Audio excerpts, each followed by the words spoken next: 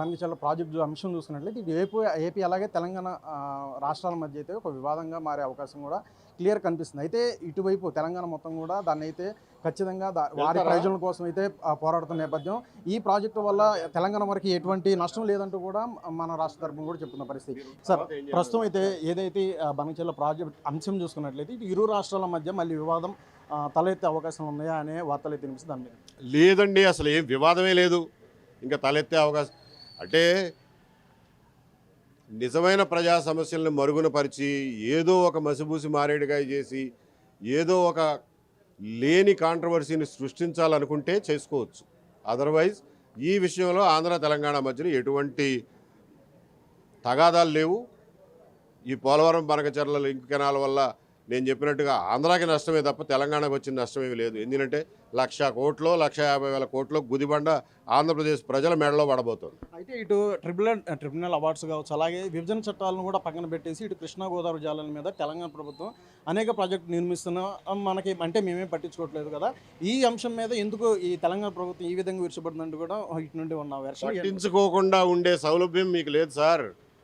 మీరు ఖచ్చితంగా పట్టించుకోవాలి. ఖచ్చితంగా అనుమతులు లేని ప్రాజెక్టులు తెలంగాణ కాదు, కర్ణాటక కాదు, మహారాష్ట్ర కాదు, ఎగువ రాష్ట్రాలు ఎవరు కట్టినా ఆ ప్రాజెక్టులని మీరు వ్యతిరేకించాలి. దాని మీద చట్టపరంగా పోరాడాలి, రాజకీయంగా పోరాడాలి, సిడబ్ల్యూసీ ముందు పోరాడాలి, కేంద్ర ప్రభుత్వం ముందు పోరాడాలి, సుప్రీంకోర్టులో కేసులు వేయాలి అవసరమైతే, అంతర్రాష్ట్రీయ జల వివాదాల కింద.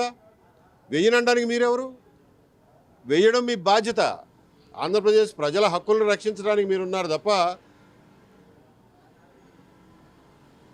తెలంగాణలో మీ రాజకీయ ప్రయోజనాలు ఇంకొకరి రాజకీయ ప్రయోజనాలతో దాంతో ఆంధ్రప్రదేశ్ ప్రజలకు ఏం సంబంధం? ప్రధానంగా నీళ్లు, నిధులు, నియామకాలతో ఇటు తెలంగాణ అయితే ఏర్పడింది. అలాగే తెలంగాణలో ప్రయోజనాలను అయితే అడ్డుకట్టే విషయంగా వ్యవహరిస్తుంది ఇటు ఏపీ ప్రభుత్వం అంటూ కూడా ప్రధానమైన ఆరోపణ. దీనికోసం ఆపేందుకు కూడా ఎక్కడి వరకైనా వెళ్తున్నట్టు కూడా రేవంత్ రెడ్డి అన్నమాట. అదే చెప్పాను కదా, ప్రజల అటెన్షన్ డైవర్ట్ చేయడం కోసం ఏదో ఒక లేని కాంట్రవర్సీని పట్టుకొచ్చి నెలల తరబడి గడిపేయచ్చు. ఈ లోపల జరగాల్సినవి వెనకాల జరిగిపోతూనే ఉంటాయి. అంతే తప్ప ఈ పర్టికులర్ ప్రాజెక్టు విషయంలో తెలంగాణకి ఆంధ్రాకి మధ్యలో ఎటువంటి వైరుధ్యము లేదు. నష్టం ఏమైనా జరిగితే ఆంధ్ర ప్రజలకే తప్ప తెలంగాణ కాదు. మిగిలిన ప్రాజెక్టులు అనుమతులు లేని ప్రాజెక్టులు అంటారా? అనుమతులు లేని ప్రాజెక్టులు కట్టడం వాళ్ళకి కరెక్ట్ కాదు.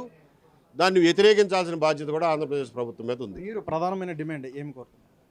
ఈ బనకచెర్ల లింక్ ప్రాజెక్టుని తక్షణం పునరాలోచించి దాన్ని సమగ్రంగా మళ్ళీ రీడిజైన్ రీఅలైన్ చేయాల్సినటువంటి అవసరం ఉంది. మీ దగ్గర డబ్బులు ఉన్నాయనుకున్నాడు, లేకపోతే డబ్బుల్ని తక్కువ వడ్డీకో భరించగలిగినటువంటి స్థాయిలో మీరు ఫండ్స్ మొబిలైజ్ చేయగలం అనుకున్నాడు. దీనికంటే ఎన్నో రెట్లు ఉపయోగకరమైనటువంటి పనులు చాలా ఉన్నాయి ఇరిగేషన్ రంగంలో. వాటిని ముందు చేపట్టండి అని చెప్పి కోరుతారు. ప్రస్తుతం రాజకీయంలో మన స్టేట్లో నడుస్తున్న చిన్న కామెంట్ ఏంటి అంటే, గత ప్రభుత్వంలో జగన్ చౌదరి ఏదైతే కమ్మ అనే అంశం చూసుకున్నట్లయితే ఇటు తొక్కిపెట్టి అధికారంలో ఉన్నప్పుడు చేస్తున్నాం, అలాగే ఇప్పుడు అధికారం లేనప్పుడు చంద్రబాబు నాయుడుకి అయితే తన పార్టీలో ఉండడం ఇష్టం లేక ఇటువంటి అరెస్టులు కావచ్చు ఇటువంటికి పాల్పడుతున్నట్టుగా మాట్లాడడం. ఈ రెండు వ్యత్యాసాల మధ్య జగన్ యొక్క ధోరణి ఏ విధంగా చూడాలి? నేను ఇటువంటి పనికిమాలిన విషయాల గురించి పబ్లిక్గా మాట్లాడడానికి కానీ ప్రజల్లో చర్చ జరపడానికి కానీ ఇష్టపడను. ఇవన్నీ ₹1 ఉపయోగం లేని మాటలు, పనులు. ఒక్కడి నోట్లో తిండి పెట్టగలిగినటువంటి మాటలు కాదు. పనికొచ్చే పనులు చేయండి, పనికొచ్చే రాజకీయాలు చేయండి. అవసరమైనటువంటి విషయాల మీద ప్రతిపక్షంగా వ్యవహరించండి. జగన్ పర్యటనలో ఎవరైతే చనిపోయారో సింగయ్య ఈ యొక్క కేసులో ఎఫ్ఐఆర్ షీట్లో A2గా చేర్చారు జగన్. అంటే అరెస్ట్ అయ్యే అవకాశాలు ఉన్నాయంటారా? ఏం చేస్తారు? మధ్యలో వీళ్ళు హైకోర్టుకు పోతారు, యాంటిసిపేటరీ బెయిల్ అంటారు. ఏం జరుగుతుందో జరగనివ్వండి. ఇవన్నీ నేను అనేది అదే ముఖ్యమైన విషయం మాట్లాడేటప్పుడు ఇలాంటి చిన్న చిన్న విషయాల గురించి మాట్లాడితే మన అటెన్షన్ కూడా డైవర్ట్ అయిపోతుంది. అంటే ఏదైతే గోదావరి బనకచెర్ల ప్రాజెక్ట్ అంశం ఉందో దీనికి సంబంధించి ఇటు తెలంగాణకి అయితే వచ్చే నష్టం అయితే ఏం లేదు. కాకపోతే ఇక్కడ ఈ యొక్క ప్రాజెక్ట్ అంశంలో రాష్ట్ర ప్రభుత్వంగా పునరాలోచనలు చేసి ఎవరైతే నిపుణులు ఉన్నారో ఆ యొక్క నిపుణులతో రీడిజైన్ చేసి ప్రజల యొక్క హక్కులు కాపాడే విధంగా వారి ప్రయోజనం చేకూరే విధంగా అయితే ఈ యొక్క ప్రాజెక్ట్ని ముందుకు తీసుకెళ్లాలి. అదే ప్రధానమైన డిమాండ్ అంటూ కూడా మరి ఏబీ వెంకటేశ్వర చెప్తున్నమాట.